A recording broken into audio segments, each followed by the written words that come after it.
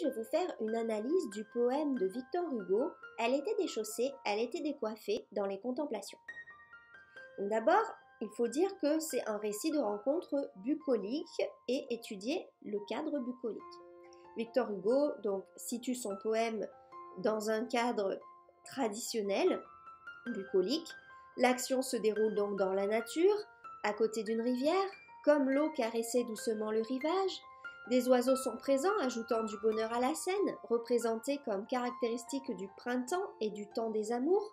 Comme les oiseaux chantaient, c'est le mois où l'on aime, l'allitération en F mime le bruit du vent dans les feuilles, représentatif du printemps, bruit accompagné du chant des oiseaux. Elle me regarda pour la seconde fois, la belle folâtre.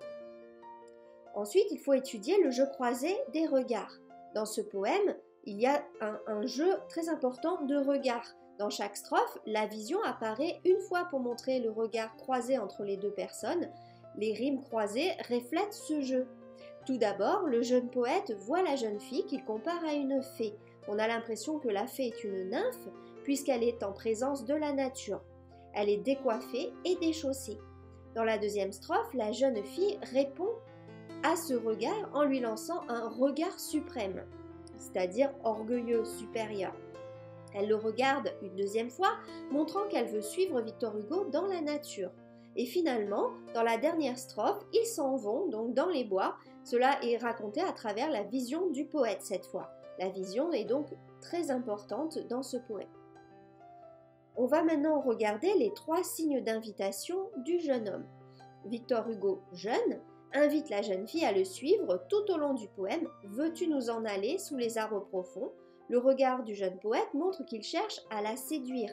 Le poète est accompagné de la nature, le chant des oiseaux et le bruit des feuilles dans la forêt, causé par le vent, essaie de tenter la jeune fille pour qu'elle vienne dans les bois avec le poète, comme les oiseaux chantaient au fond des bois. Une allitération en paix est présente. Cette allitération est semblable au son des pas, donc des jeunes gens qui marchent. Ces sons de pas font référence aux pieds de la jeune fille sur l'eau, ainsi qu'à l'approche de Victor Hugo, qui l'invite à le suivre par une succession d'étapes. C'est un lyrisme simple et familier, en rupture avec la tradition. Les procédés sont empruntés à la chanson populaire, par exemple. On observe certaines caractéristiques de la chanson populaire, telles que la structure du poème. On retrouve un refrain dans chaque quatrain. Il y a un jeu de sonorité et de répétition, de structure de phrases qui permet de mettre en évidence la présence d'un quatrain. Ce poème parle d'une jeune fille peu farouche, comme on le voit dans les chansons populaires. À l'époque de Victor Hugo, les femmes nobles étaient très fermées et les femmes populaires plus ouvertes. Par exemple, une femme noble n'aurait jamais pu sortir déchaussée ou décoiffée. C'était indécent. C'est un poème où Victor Hugo célèbre aussi la beauté au naturel de la jeune fille. Donc, il raconte son histoire avec cette fille qui ne correspondait pas aux valeurs pudibondes de l'époque. La césure à l'hémistiche dans le premier vers montre que Victor Hugo cherche à mettre en valeur le fait qu'elle n'est pas vêtue comme le voudrait la bienséance.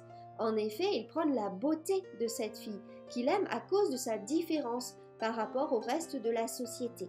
Le poète montre dès le début du poème le côté naturel de la jeune fille au bord d'une rivière.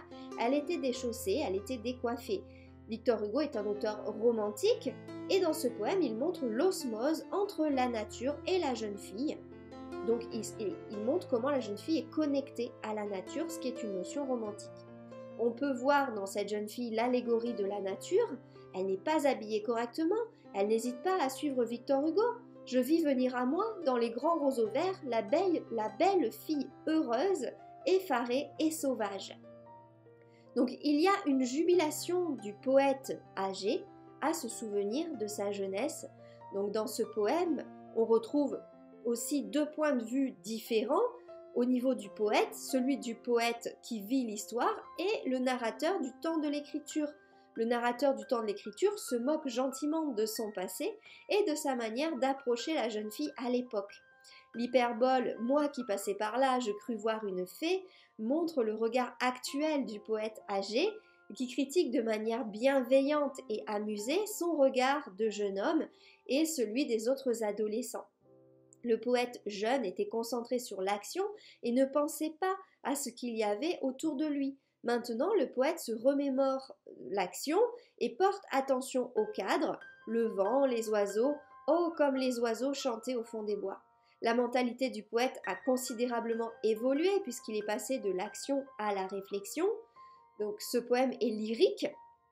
Les deux points de vue de l'auteur montrent une sorte de dédoublement du jeu, l'un situé dans le passé, donc le jeune adolescent qui vit l'action, et l'autre dans le moment de l'écriture du poème.